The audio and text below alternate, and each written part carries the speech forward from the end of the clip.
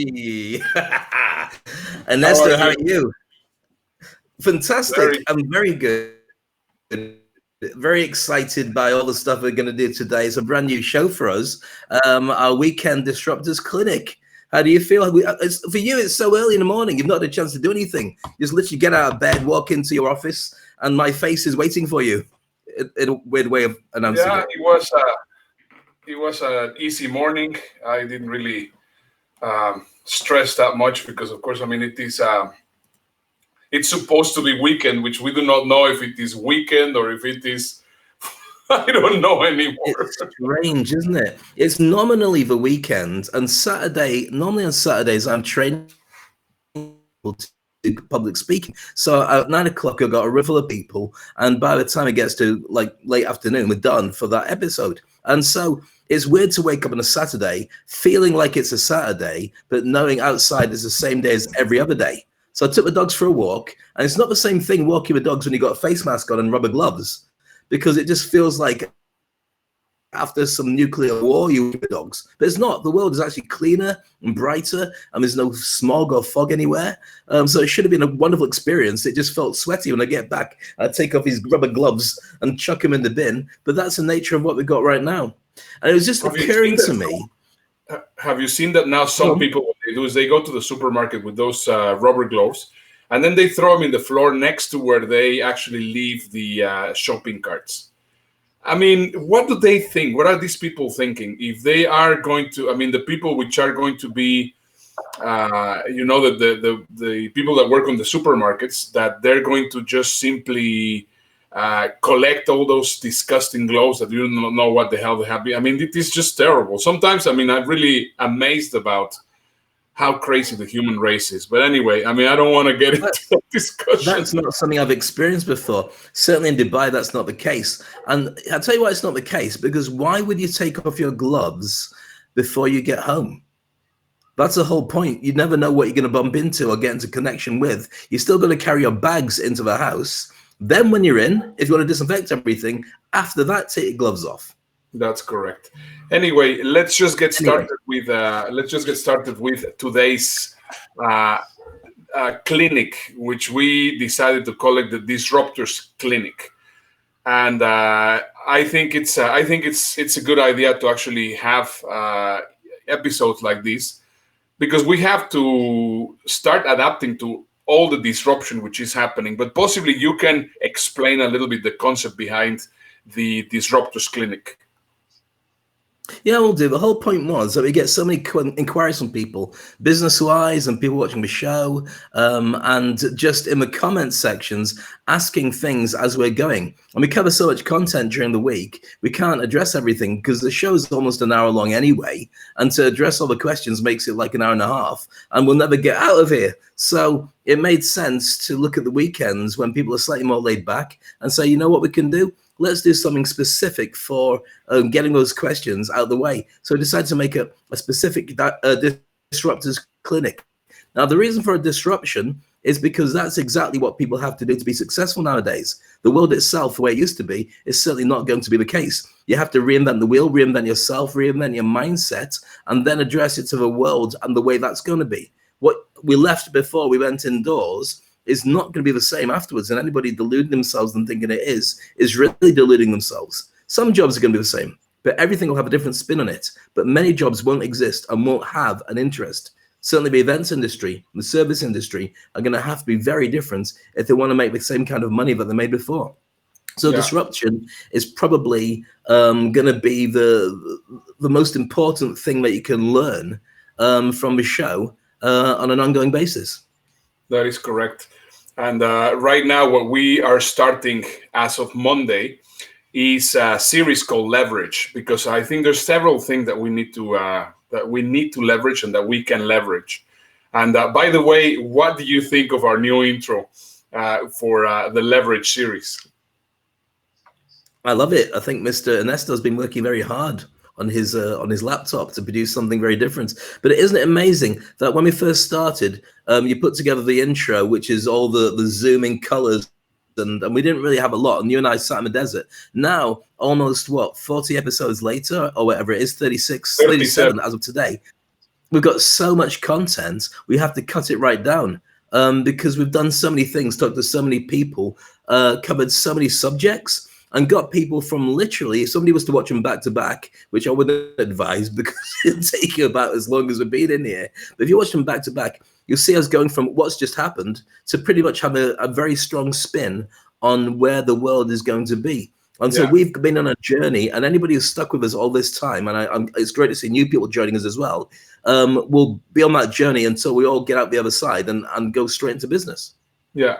There's yesterday I was thinking, because one of the things that I have really liked about doing all these series is the amount of insights and wisdom and information that we have learned throughout these 37 days. I mean, we are definitely, you and I are completely different persons after this experience, but not because we have been waiting here, trying to figure out what's going to happen. We have had the same kind of uncertainty, the same kind of being completely lost, not really know what to do.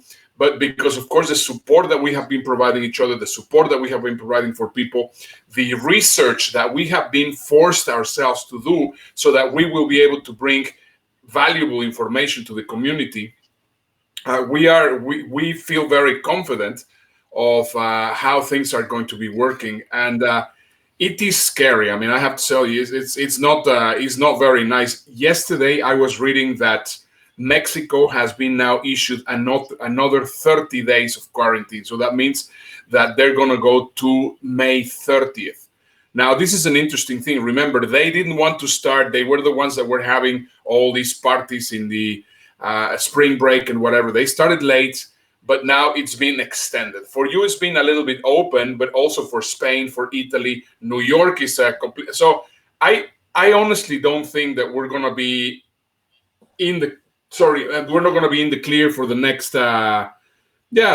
30 to 40 days. I think we're going to be in the same situation, and even after we go on the in the clear, we're still going to be seeing the sequels and the side effects of every single thing that has been going on. So I think right now the best way that we can help people is by basically helping them understand how to leverage the situation without being cheesy, without being sleazy, because we have seen, there's been some events and some webinars that supposedly they're trying to help, but of course they're trying to see how they sell you. And I saw a very, very nice quote yesterday that said, if you're doing good and expecting something in return, you're not doing good, you're doing business.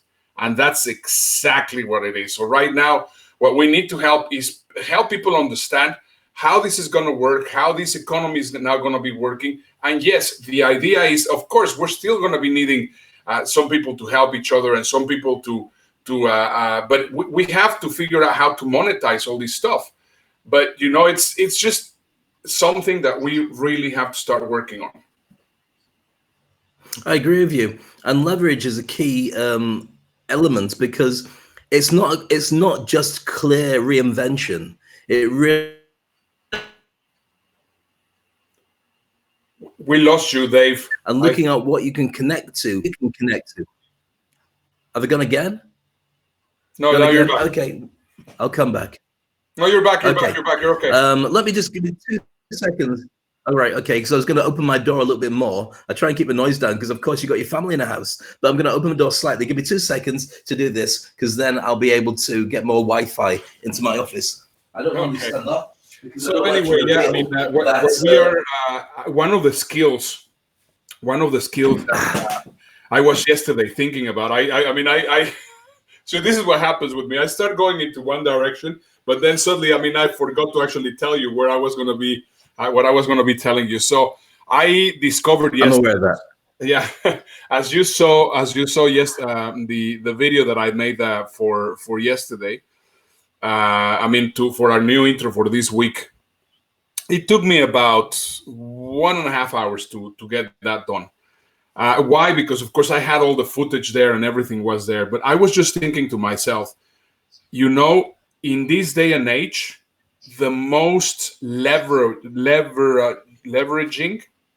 skill, is that the right word? Leverageable. The most leveraging skill that you can actually learn is video editing. I mean, I think video editing is absolutely critical, because right now those horrendous webinars with PowerPoint presentations with people which are boring presenters, those Zoom calls, all those things which are happening right now, they're beginning to clutter. So how can you stand out? And I believe that the way to stand out is by simply doing good video. I mean, it is definitely what it is. I think it's a combination of things, Ernesto. You got to be able to deliver the original content very powerfully. You got to do your research. You got to be an effective communicator. You got to be on point. You can't waste people's time. You can't spend too long talking about you because nobody cares about who you are. They only want to know what they get out of it. But then the packaging makes a huge difference. Whether you've got nice graphics, whether you've got a nice backdrop. I mean, you saw yesterday, I turned my whole office round because previously when I used to talk, I just have my cupboard behind me.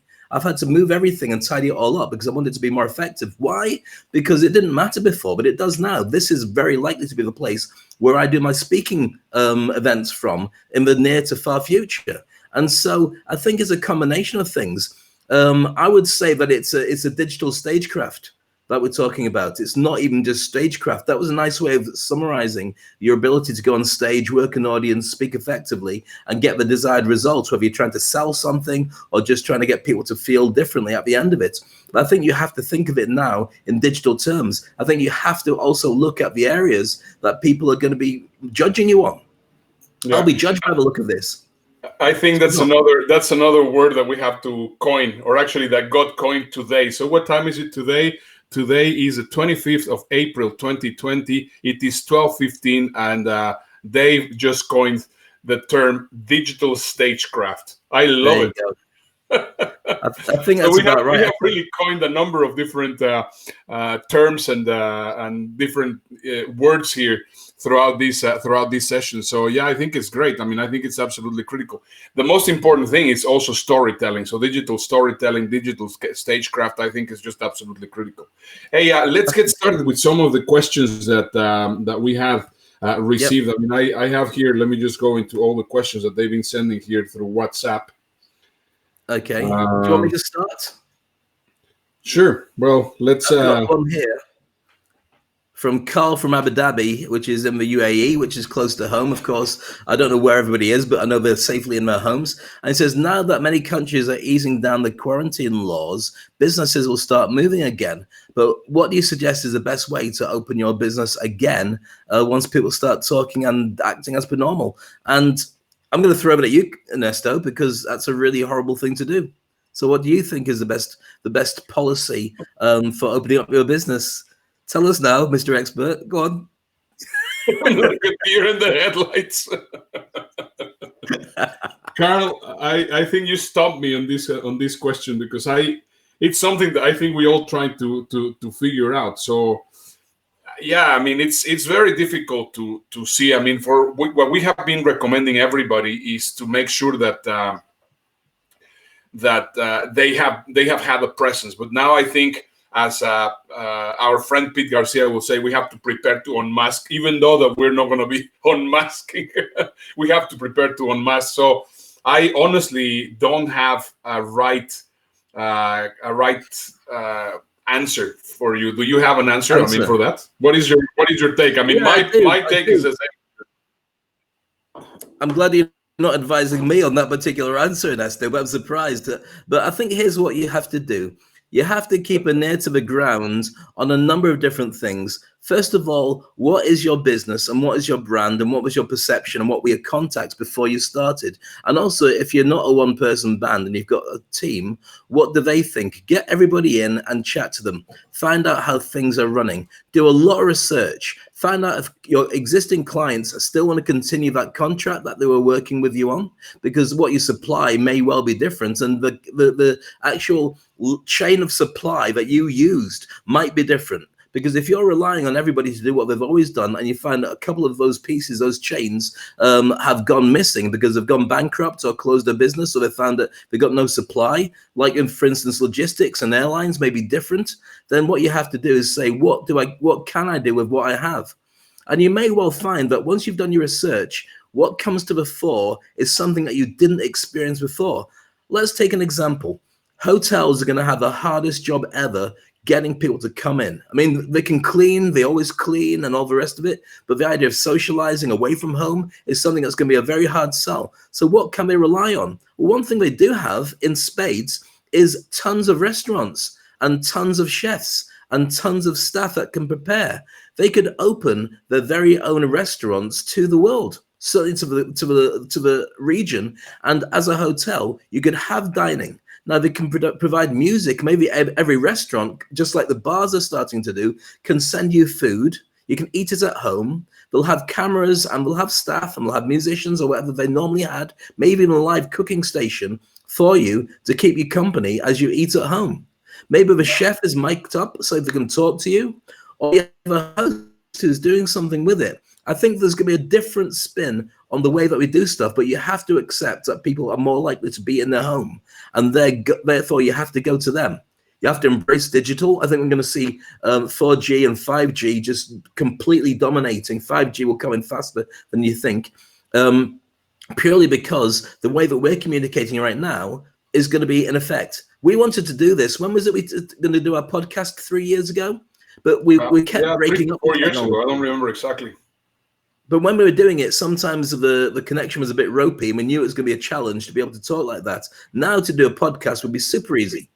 So I think that everyone's got to reinvent like that, but also look at where things are going and be ready to adapt. Put it out there. Don't invest too much in it yet until you think you've got something that somebody bites on, and then sign them up for something on long term. It really is about, I think, getting memberships and getting long-term connections with people if you can, because that allows you then to have leverage with the banks and also to know what to invest in and what not to invest in. But I think right now it's a Wild West, because you and I, Ernesto, when we first started doing the show, we said 6 weeks, and it's about 6 weeks. So people will now start coming out of their cubby holes, out of their quarantine and lockdowns, and will start looking at the daylight and saying, where are we? And luckily for us, we kept at it. And so our show is in a position where we can help people with confidence and with the consistency of going for 37 episodes. Well, that was for me the most important thing. As I said from the very, very beginning, I mean, it's exactly in situations like this where leadership is actually grown, or new leaders are developed, and we said, well, we cannot just keep being hiding, and we had a more or less a window of about 4 to 6 weeks, and we are exactly at that point right now. So yeah, I mean, right now the most important thing is to start thinking a little bit out of the box and just understanding that your business model is not going to be the same. And as you were talking, I mean, for example, hotels, as you say, they have the staff. If they still conserve the staff, they can start providing, as you were saying, meal service outside. Possibly they're going to have, why not even lend people to help? I mean, like a maid kind of service to different homes and different kind of thing. That's what's going to happen. I mean, we're going to have to rethink our model, and this is the Wild West. We're basically getting started, and it's just trying to think in a completely different way and see how things are working. That's a great answer, Dave. Now let me go to this other question from Minnie from Norway. Thank you, Minnie. And by the way, also let me say hello to, we see that Gail Kingsbury is there. Hey, Gail, awesome to see you. And let me see who's also here. Percy, all the way from Miami. Hey, Percy, how are you? And our good friend, Fran Mulcahy, is also there. Frank, we love you for always watching us. We are always very, very happy that you're there. So it's awesome to see you there. But anyway, let me just go through guardian angel. Yeah, our guardian angel. Guardian angel. Yeah, a question from Minnie from Norway. She says, I run an agency that supplies manpower for events, from models for hostesses work to security guards for safety. Events aren't going to happen for a while. When they do, how do you think they will look out, and what can I do with my business to start making money again? Wow. I mean, these are great questions. I mean, they're powerful questions, and we really appreciate all the questions that you are sending us. And that's why we cannot answer them while we are on the show. Once again, may I? Sorry? May I have a go at that one? Absolutely. Yeah. I have a couple of ideas, but yes, go ahead. Sure. Let me jump in. I think that what's said there about the hotels is actually going to be a smart play. What you have there is access to a ton of individuals who may or may not have online presences and brands. So what you have is the ability to turn around to hotels and other events and so on and supply staff for the visuals. So supposing everything turned into a digital version and it turned into a video, you could supply what looks like hostesses. You could supply people to be in the videos. You can supply a number of different personnel that won't be on anybody else's books because they weren't seen to be like that. Now, one of the things that's a big trend, and it's been said for a little while, is people don't like to buy from adverts that have beautiful models in. They like to have normal people as much as possible in it. So you have got the ability to reinvent your agency and start looking as a way of supply and demand for digital. And I think that, for instance, like Ernesto and myself and many people who are speakers who are also going to be putting products onto the market, the hardest bit is to get models without it costing a fortune. If you can supply at a certain rate, then you can start supplying for a certain rate around the world. Remember, what this forces it to be when it's digital is you can do anything for anybody around the world. You don't have to think about your local logistics of being an event where people have to travel there. You can have everybody anywhere involved. So what I would do, Minnie, is I would look at my agency and say, let's start growing it. Let's start getting different models and different security guards or whatever you decide it to be all around the world, and then make it available for people who need to get advertising done, or maybe something new will come out of it that you'll say, right, I've got a massive database of people, let's connect. Yeah, it's a lot of out of the box thinking. Definitely. I mean, it's absolutely no question that whatever you have, I mean, you have to see. Well, we're starting from scratch. We have all these resources available. How could they be implemented? How can they be used? And that's, I think, what's going to be happening. Suleiman from Toronto is asking, I have several boutique cafes in the center of several towns. We are much more high-end than Starbucks and cater for business clients on their lunch after hours and after our meetings. Now these are going virtual and we don't have people. What can we do? Holy smoke. I mean, these questions are harsh. I mean, they're not easy questions. But they're real. They're Questions real. that people are facing. I mean, if you're in a busy financial district and you've made a fortune from having really posh cafes and restaurants that people sit in after work and for lunch because it looks good, you can charge a little bit extra because they don't argue with you because they haven't got time to travel elsewhere, then you're going to be suffering from this. Here's what I would suggest. Many of those people are still going into work, Suleiman. Many of them are still going to be working from their offices, or in many cases, the office blocks haven't changed. They're just not coming out to play. So maybe what you need to do before anybody else does is consider those guys who used to go around selling sandwiches office to office. You can supply still high-end packages for people in their offices. Think about it as a coffee and a croissant or whatever it would be, and really sign up those people. Give them a special discount that makes them want to look after you, but at the same time, make it so you continue that relationship. And just rather than having them come to your restaurant or your cafe or whatever it is you own, send it out to them. If you've got good delivery drivers, you can own that block. That's what I would do. I just change the game.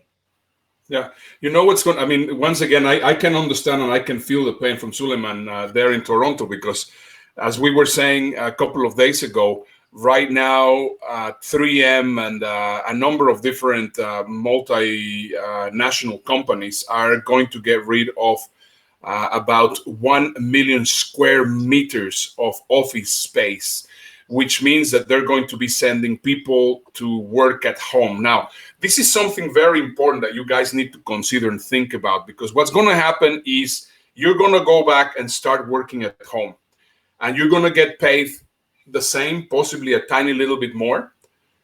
You're going to be saving the company a ton of money because, of course, they're not wasting time in Wi-Fi and electricity and whatever. But your expenses at home are going to increase, and everything is going to be there in your responsibility. So whenever you're doing your planning, please make sure that you consider that, because of course this migration from being in the office to being at home, it's going to also have definitely repercussions in the mid-sized midterm situation for you. So right now, as we were saying, there were three different kinds of spaces.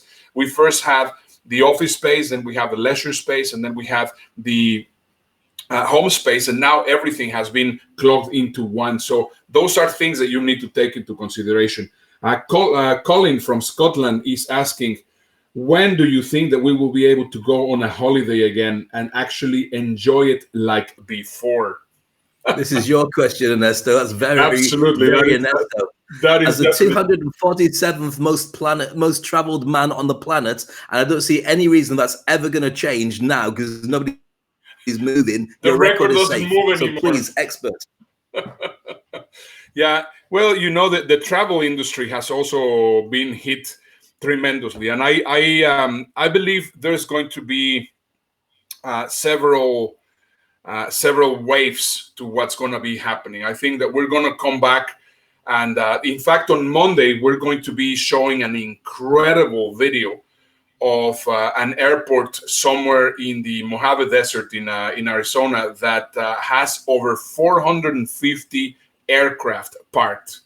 Now, the reason why I want to bring that up is because, of course, just getting those aircraft parked there, it's going to take a lot of time to actually get them out. So I believe very strongly that, first of all, they're going to start resuming little by little. There's going to be a number of different airlines which are going to be out of business. That's guaranteed.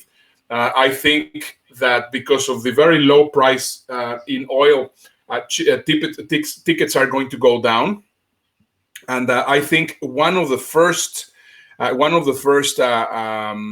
areas in travel which it's going to open, it's going to be leisure travel to some remote destinations, to destinations which are possibly, I mean, we're not going to go to do the holiday, it's not going to be the holiday maker kind of Monarch Airlines type of holiday that they're going to take you to Lorette de Mar in like if it was in England, to those incredibly packed beaches. That's just not going to happen, but it's going to happen. I mean, travel and tourism is gonna continue, and the reason why it's going to continue is because we have been put into confinement for such a long time that we are already feeling the need of actually traveling, at least on a leisure way. So I think that's going to happen.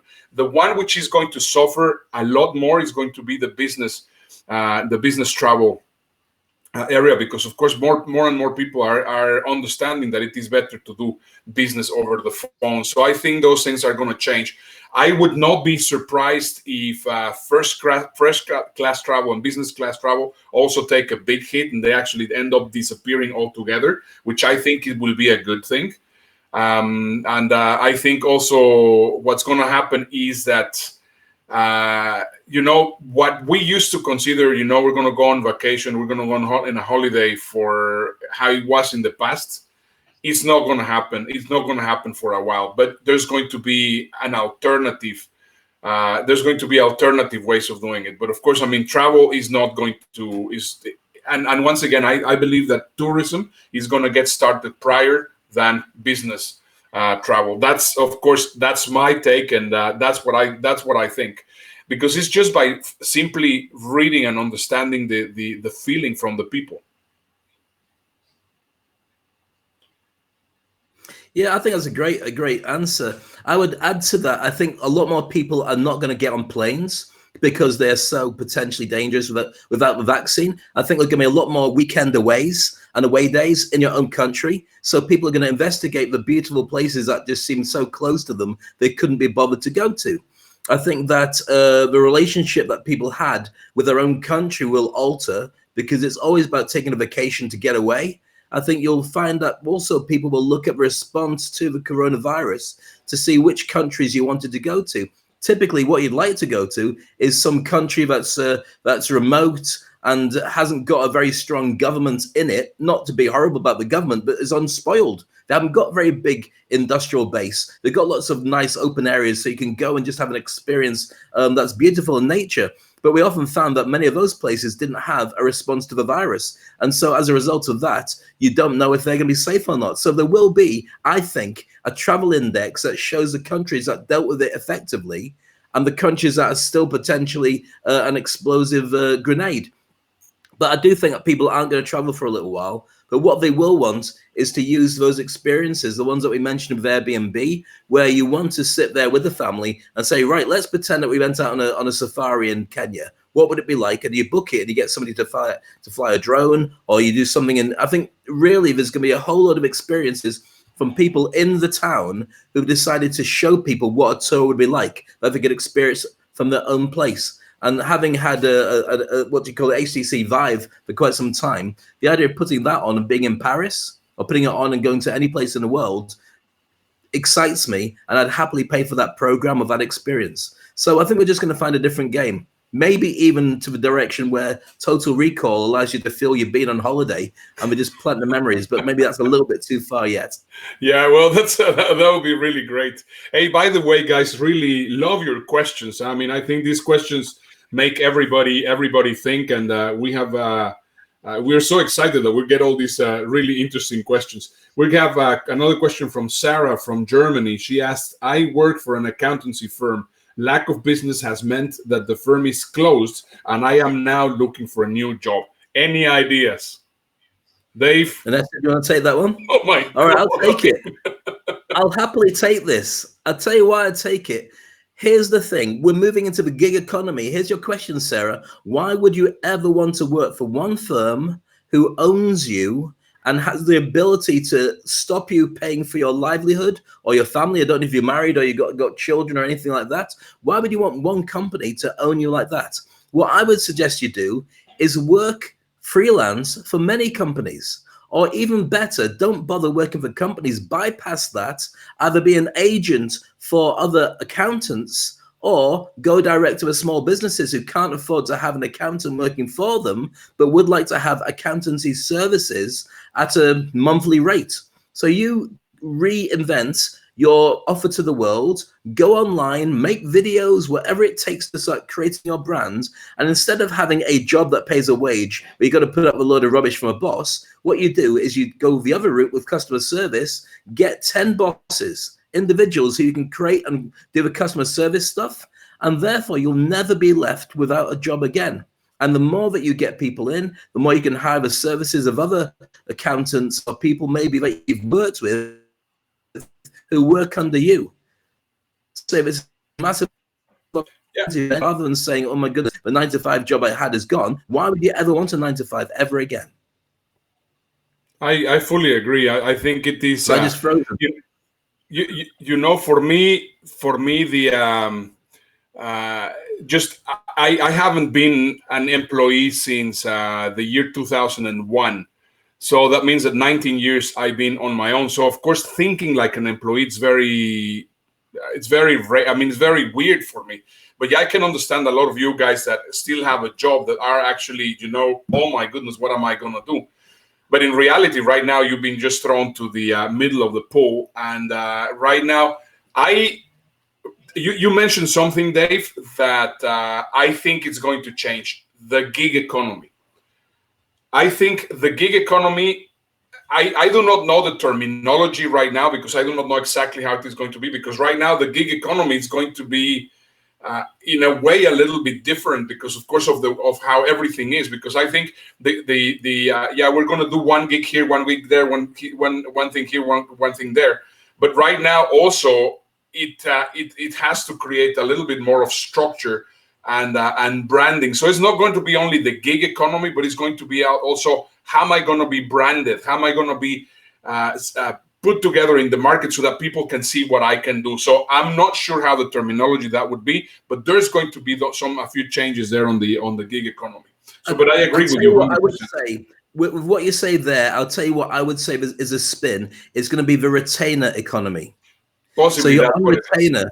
to different organizations, or maybe even one, but you have the ability to do stuff in your spare time, which everybody should have been doing anyway. Why would you not?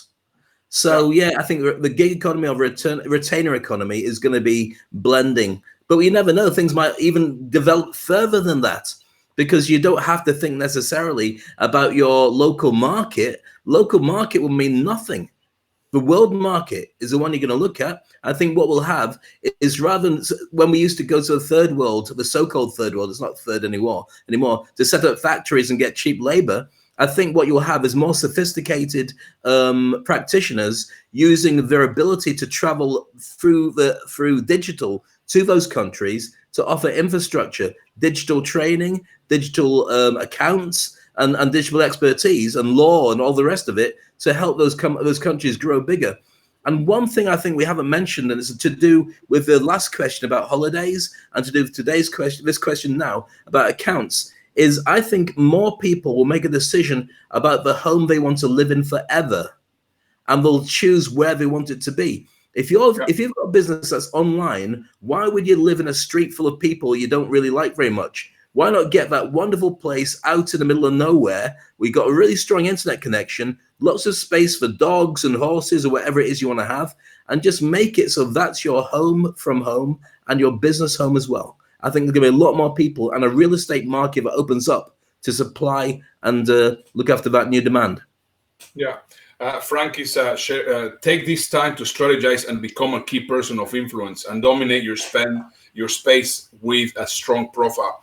I absolutely believe that, and Frank and I are big fans of the Key Person of Influence book. That's a great book that you guys need to read. It's absolutely critical for you on this retainer, gig, and side hustle economy, which actually takes me to the next question from Mariana from Spain. Wait, stop, Ernesto. You said 30 minutes. Okay. Do you want to come back with more tomorrow, or do you want to ask another question today? I'm happy with anything. I've got nowhere else to go. I agree with you. You know what? I mean, this is what happens when you're doing this because you like it, not because you are forced to. We're having a very, very kind conversation. I mean, we're actually talking about stuff that helps and that really is serving people. So I agree. I have about 25 questions here just from the past week. So anyway, if you're watching right now, make sure to give us your questions. I mean, you can go to, the best is if you want, just send them here to Ernesto.today through my WhatsApp, or you can also send it to Dave's WhatsApp, which is the Dave Crane, and that will be awesome. But anyway, we keep on getting questions, or I'll post them here or there in the Facebook page. In the chat. Put them in the chat. Put them in the chat. Yeah, absolutely. Put them in the chat. I mean, if you have any questions right now, put them there in the chat, and we will be very happy to answer those questions. We'll do one more question, Ernesto, but I also want to mention the fact that we're looking for TV producers and TV researchers to work with us on some new projects. So if your skill set is all about research and connection, we'd really like to talk to you. We've got a couple of really exciting projects that are due to happen in the next couple of weeks, and we want to build up a team for that to happen. So contact us directly, and we'll make those conversations happen, and it might be of real interest to you, because right now things are gathering speed. And hello to Ken Rochon, by the way, and Sarge Bird, who's actually Katie. So Sarge is using somebody else's, or Katie's using somebody else's profile there. No, Katie's a place in Texas. It's not Katie. Okay, got you. There's a place in Texas. See, I don't live in Texas, so you can scold me as much as you want. I live in Dubai. So what can you say? Carola is asking here, Carola Cronenbaum is asking, what is the name and author you mentioned, Ernesto? The name of the book is Key Person of Influence, and the name of the author is Daniel Priestley. Daniel Priestley, Key Person of Influence. It's a great book. So anyway, thank you for your question. So let's go for our last question, and then tomorrow we'll join you for another Disruptor Clinic, which we're gonna still be running on Saturday and Sunday. And we also invite you to join us on Monday with our Legacy series. So the question is leverage. What did I say? Leverage series. Legacy again. Leverage. Much better. Okay, go on. Okay, the question is from Mariana from Spain. Which are the key industries that people should be considered for their side hustle? Great question.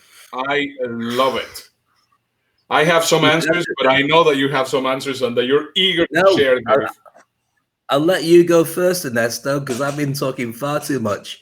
I'll let you go first, and then what I'll do is I'll wait to see if there's any decent stuff I can steal and say I agree, and then I'll come in with my answers as well. I'm playing Oprah right now, so you are right now the expert. So you answer first. Okay. I think that every single industry is fair game. I think anything that's bricks and mortar based needs to reinvent the way that it relates to people because of the coronavirus, making people not want to travel and have a level of fear about the way that things have been sanitized. I think what you have to do is look at every existing business and say, how would that play out if it was digital? I think that's what we've been involved in the speaker training industry for quite some time. You more as a marketer, me more about entertainment and stagecraft. But I think that everybody now needs to have the ability to communicate effectively as well as reinvent their business. Not least because the way that we're talking right now on a camera to somebody in the other side of the world is the way that you're going to be doing business from now on. It's great because you can have clients everywhere. But if you're shy or you pick your nose and you've not thought about your stagecraft or what it is that you sell and your name coming up and all the rest of it, then you're going to be further on down the food chain than others. So I would say speaking is still very much a needed product. Video making is important, and I think that every single industry you should think about putting yourself out there as an industry expert, whatever your business is, whether it's tourism and travel, cooking, and so on. And the sooner you can think about creating a little TV show all about what it is that you do, if it's your skill set, then the fast track you'll get towards being that expert. And even in that vein as well, you should talk to myself and Ernesto here at the Toilet Paper Diaries so we can advise you and maybe help you produce that as well. Yeah, and for me, on my side, what I think you need to do is you need to see what is exactly what you like doing and what the needs are. I mean, I am in awe every time that I listen to my daughter Nina because she's always observing new opportunities. I mean, I remember that as I mentioned earlier, she actually purchased her iPhone by selling bandanas for dogs, and then she got her sewing machine, and then she said, "Well, I think it's a great idea to start doing masks, designer masks." And then she also created some masks. She never sold them because it just went too fast. But I mean, I remember that from the first day she had that idea. So the most important thing, if you want to actually look for site, try to think of things which are not there. For example, yesterday, Dave. It was for him. It was very early in the morning. For me, it was already very late at night. Suddenly, I get a message in the WhatsApp saying, "Hey, you know what? When do you think that designer disposable gloves are going to start appearing?"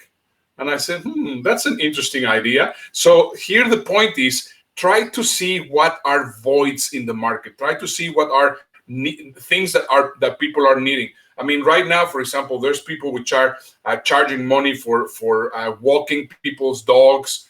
There's people which are, for example, going to the supermarket and doing the supermarket for all people, for older people. See, for example, my mom just had a hip operation and she cannot go out right now to the supermarket. And because, of course, my sister has little kids, they've been advised that she has to be confined on her own. So I'm calling her every single day just to see how she is, because of course she's completely on her own. But what's happening is that some of the neighbors have just got there together and they say, well, I mean, if for a little bit of money, we will happily do the supermarket for you. So the most important thing for side hustles, at least right now where we are in this situation, is try to find out different voids that are not there in the market, some different little things, and immediately start offering them. My my daughter Nina, sorry, she didn't have a list, she didn't have anything, and then she started saying, well, I have these bandanas for this was pre the coronavirus, but I have these bandanas that could be sold in that could be solved for your dog. So I mean, she started going to several dog groups in Facebook. So start looking what people are looking for, what they need, whatever it is, and be happy to do it. I mean, as Dave was saying, if it is necessary that you cut the lawn, or that you mow the lawn, or that you cut the grass, or that you wash their cars, or whatever it is, it's fine. It's absolutely fine to actually get this done. And it is perfectly fine to be doing those things. I believe that we're gonna right now we are gonna go into like everybody's going to become like an Uber kind of driver. I mean, you're not gonna really be working for a company, but you're more than anything going to be outsourced, and possibly you might be able to be Uber and Lyft, or Uber and what's the name of Cabify, or what's the name of that company in Dubai for the taxis? Kareem. You can actually work for 2 or 3 different companies. So it's just a very important thing that we change your mentality, and that you keep on listening to all the stuff that we are sharing here, especially in this clinic. I think this clinic has done great. And Dave, we did it again, 47 minutes. You did it again. I stopped at 30. Can I just add 2 things to what you just said there? Just we have no time. 1 extra minute. No. I want to say that your daughter, how old is your daughter? 10. So a 10-year-old is probably the smartest person mentioned on this show, because she starts her life thinking the way that we now have to reinvent ourselves to being. And if you want to have that, go to what we did in yesterday's show, and we talked about the ikigai, the Japanese word for reinventing yourself to find out what you love, what you can do really well, what the world needs, and what people will pay for. If you imagine that as a load of circles intersecting, in the center is what you need to be doing for the rest of your life. And now is a great time to do it. Absolutely. Right. Shall we stop? Yeah, let's do it. See you guys tomorrow. We're going to have another Disruptors Clinic. Let us know what you think of these kind of sessions where we're actually talking just unplugged. This is, I think, Dave and Ernesto unplugged, answering questions and trying to help you as much as possible. And please remember also to recommend the Toilet Paper Diaries to everybody. Go and I keep on saying that that you guys have to listen to the podcast. I mean, we are basically repurposing this content and putting there on the podcast. You can go to bit.ly Toilet Paper Podcast, and you can get it there. And now it's time that we go to our really new outro for the day. Let us know what you think of it. Have a look. Bye. Bye. Bye. And you know wherever he is.